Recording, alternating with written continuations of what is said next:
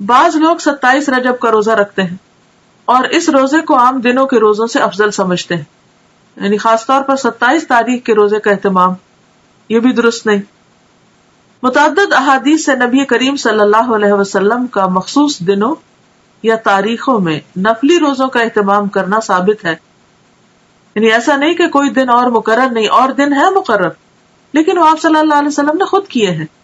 آپ کے بعد کسی اور کو اجازت نہیں کہ وہ لوگوں کے لیے دن مخصوص کر دے کہ اس دن لازمی روزہ رکھنا ہوگا اور اس کا ثواب زیادہ ہوگا۔ متعدد احادیث سے نبی کریم صلی اللہ علیہ وسلم کا مخصوص دنوں یا تاریخوں میں نفلی روزوں کا اہتمام کرنا ثابت ہے، جیسا کہ ایام بیز میں ہر قمری مہینے کی 13، 14، 15 تاریخ، یا ہر سوموار اور جمعرات کو، یہ بھی مسنون ہے کیونکہ آپ نے اس کا اہتمام کیا۔ ذوالحجہ کے ابتدائی عشرے میں پہلے 10 دن یعنی 9، 10 محرم کو، یا پھر کثرت سے ماہ شعبان میں، ان تمام کے بارے میں صحیح اور مستند احادیث ملتی ہیں، لیکن 27 رجب کے روزے کے بارے میں کوئی روایت نہیں ہے۔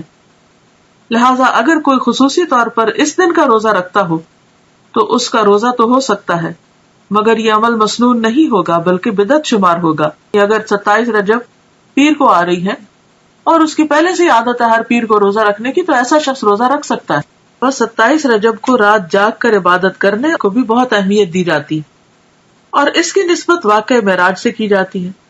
حالانکہ نبی کریم صلی اللہ علیہ وسلم نے اپنی حیات مبارکہ میں واقعہ معراج کے بعد اس رات کسی خصوصی عبادت کا نہ تو اہتمام کیا، اور نہ ہی نبی کریم صلی اللہ علیہ وسلم کا کوئی قول یا عمل 27 رجب کی شب خصوصی عبادت کے بارے میں ہے، یعنی یہ سب کچھ سیلف کریٹڈ ہے۔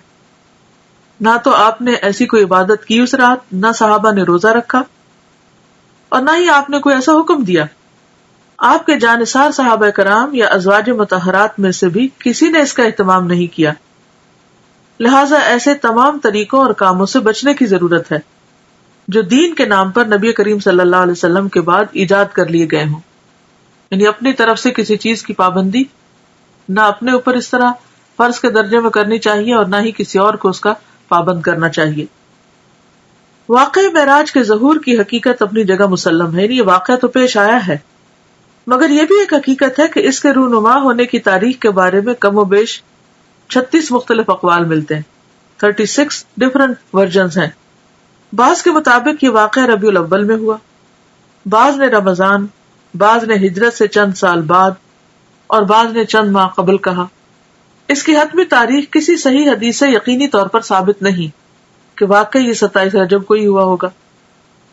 تاہم یہ بات تسلیم شدہ ہے کہ نبی کریم صلی اللہ علیہ وسلم کو مکی زندگی کے آخری حصے میں یہ خاص مشاہدہ کرایا گیا، جس میں ہمارے لیے سیکھنے اور عمل کرنے کے بہت سے پہلو ہیں۔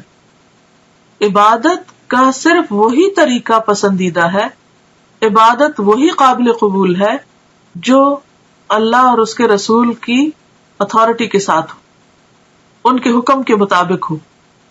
خود سے عبادت کے طریقے ایجاد کرنا اللہ کی اتھارٹی میں یا اللہ کے حکم میں دخل دینا ہے، اور یہ انتہائی غلط چیز ہے کہ جس کام کے لیے ہم انٹائٹلڈ ہی نہیں، جو ہمارا کام ہی نہیں، اس میں انٹرفیئرنس کیسی؟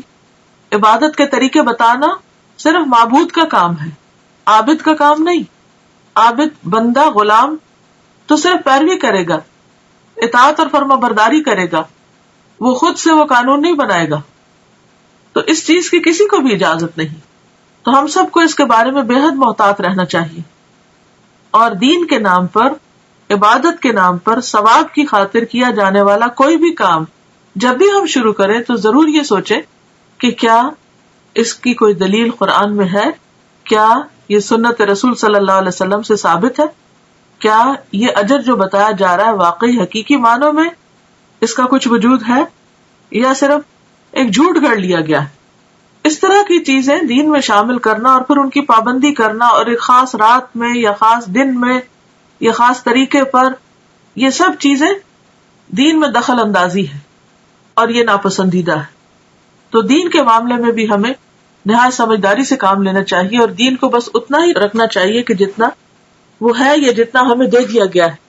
اگر ہم کچھ چیزیں اپنی طرف سے شامل کریں گے تو ایسا کرنا دین کو بوجھل بنانا ہوگا، مشکل بنانا ہوگا، اور لوگوں کے لیے زندگی کو دوبر کرنے کے مترادف ہوگا، اور یہ انتہائی ناپسندیدہ بات ہے، کیونکہ ہمارے لیے اتنا ہی دین کافی ہے جتنا ہمیں اللہ اور اس کے رسول صلی اللہ علیہ وسلم نے دے دیا. اس کی پابندی بھی ہم پہ بڑی بھاری ہوتی ہے. کہا یہ کہ ہم ایکسٹرا چیزیں شروع کر دیں.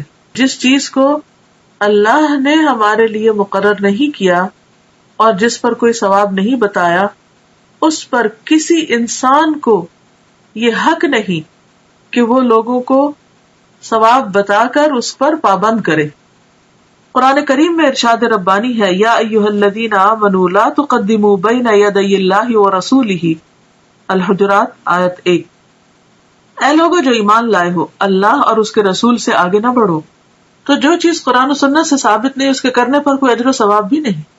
اور اگر ہم بعد میں کوئی ایسی چیز ایجاد کرتے ہیں اور اجر و ثواب کی نیت سے کرتے ہیں تو وہ بدعت میں شمار ہوگا، اس کے فائدے کی بجائے گناہ ہوگا.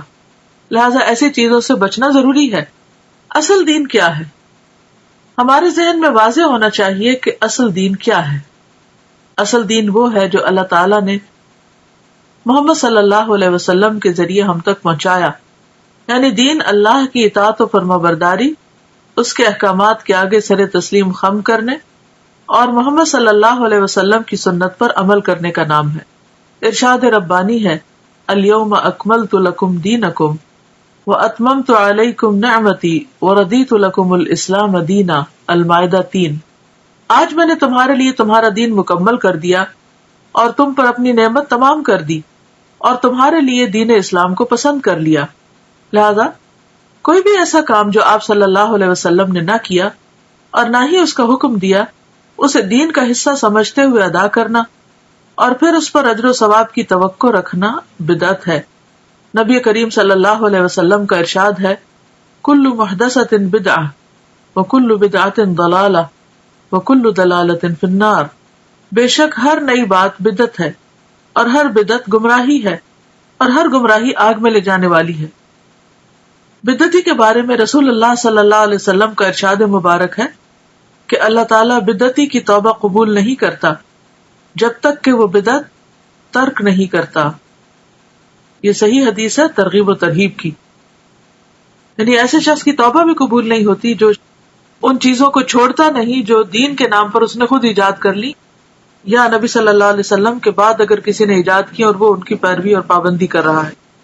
آپ صلی اللہ علیہ وسلم نے فرمایا، میں اپنے حوض پر تم سے پہلے موجود ہوں گا اور تم میں سے کچھ لوگ میرے سامنے لائے جائیں گے، پھر انہیں میرے سامنے سے ہٹا دیا جائے گا تو میں کہوں گا کہ اے میرے رب، یہ میرے ساتھی ہیں. لیکن مجھ سے کہا جائے گا کہ آپ نہیں جانتے انہوں نے آپ کے بعد کیا کیا نئی چیزیں ایجاد کر لی تھی. یہ صحیح بخاری کی روایت ہے.